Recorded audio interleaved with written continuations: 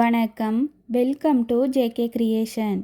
இந்த வீடியோவில் ஆரி French not கிளாஸில் 6 த்ரெட்டை எப்படி நீடில் கோக்குறதுன்னு ஒரு சப்ஸ்கிரைபர் கேட்டிருந்தாங்க. அவங்களுக்கும் இது நீடில் த்ரெட்டை கோக்க தெரியாதவங்களுக்கும் இந்த ஸ்பெஷல் வீடியோவில் எப்படி கோக்குறதுன்னு சொல்லித்தர போகிறேன். ஃபர்ஸ்ட்டாக இந்த மாதிரி 2 கலரில் த்ரெட் எடுத்துப்போம். வழமையாக தையலுக்கு பயன்படுத்தப்படும் நீடிலை விட இந்த மாதிரி பெரிய சைஸ் நீடில் எடுத்துப்போம். நீடில் கார்டில் இந்த மாதிரி த்ரெட் கோக்குறதுக்கு கொடுத்துருப்பாங்க. இதில் எப்படி கோக்குறதுன்னு பார்ப்போம்.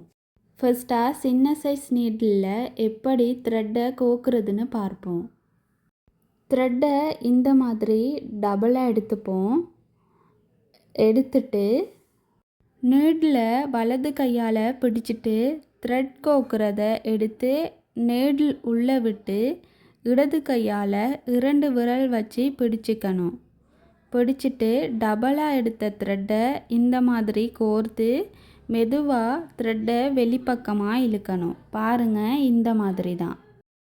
இதே முறையில் கிளிப்புக்கு பதிலாக த்ரெட்டை வச்சு 6 த்ரெட்டை எப்படி கோக்குறதுன்னு பார்ப்போம்.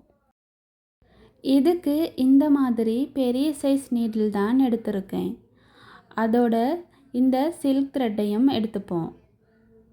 சில்க் த்ரெட்டை இந்த மாதிரி டபுளாக எடுத்துப்போம். நீடிலில் டபுள் த்ரெட்டாக கோர்த்துப்போம்.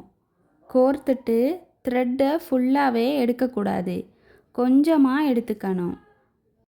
இன்னொரு கலர் த்ரெட் எடுத்து எவ்வளவு தூரம் லென்த் வேணுமோ அந்த அளவுக்கு த்ரெட்டை எடுத்து 6 ஸ்டாண்டாக எடுத்துக்கணும். எடுத்து இந்த த்ரெட்டை நாம் டபுள் த்ரெட்டாக போட்ட ப்ளூ கலர் த்ரெட்டோட உள் பக்கமாக விட்டு வெளிப்பக்கமாக எடுக்கணும். எடுத்து அந்த த்ரெட்டை விட்டுட்டு நீடிலில் பிடிச்சிட்டு ப்ளூ கலர் த்ரெட்டை மெதுவாக இழுக்கணும். பாருங்கள், இந்த மாதிரி தான்.